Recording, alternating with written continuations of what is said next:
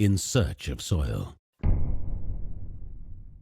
you think it's reasonably possible that this association between a non-legume and a nitrogen-fixing bacteria has occurred in the wild? It's just nobody has been able to find it because maybe they're just not looking. Like, if you think about the trillions and trillions of microbes out there in the soil, mutating all the time, trillions and trillions of non-leguminous plants, you'd think at some point in time there has been some sort of mutation to make that cross. I mean, eventually it would go back far enough in history, and that's how legumes came about. And is it the reason I ask is because it's to say, like, is it biologically possible? Like again, you must think it is if you're going for it.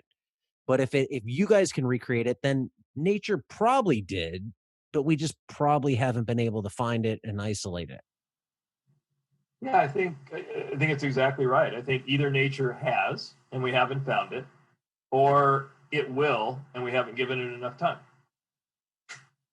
And so then you'd step back and say, well, where should I go look? Well, you probably want to look in geographies or areas where people are trying to grow corn with little to no nitrogen, right? Where there's a night, where it's deprived, or so that and almost happening in a natural way, so that those pressures are there to drive that association or drive that evolution. So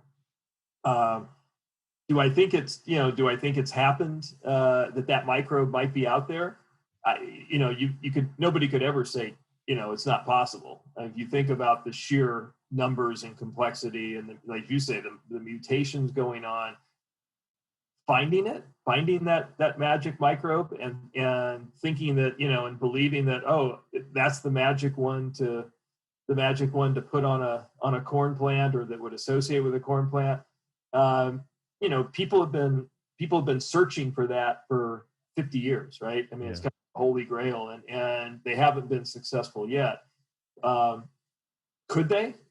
Probably. But even if they found one, I would still argue that our approach and our technology could make it better. And it goes back to your question, Diego, that you were asking earlier, is, could this same technology improve even more on legume, soy and peanut nitrogen production, so that it actually became a delivery mechanism into the soil, as opposed to just the yield or the production of that soy or peanut plant for that season. And I think you've got to believe, if you believe in this technology, the answer is absolutely. We could continue to engineer and optimize and enhance it, and would be another great use of this technology. People are talking now. One of the hot topics now is sequestering carbon, and the whole world. And there's a business world around that, but we also, when we're fantasizing, we also think about, wow, I wonder, is there a way that you could use microbes as a way to increase carbon sequestering, both around the roots of the plant or in the plant, as well as in the soil. And again, if you believe in this technology, and if you just let your head go, where could this go at some point? I think all those things they're still science fiction, but they certainly now, with the type where we're going with this stuff, they suddenly, it becomes a very different playing field than the only microbes I can use are the ones that I find out there and isolate as natural microbes. You open up a whole new world from a design standpoint of what you can design that microbe, what you can optimize that microbe to do.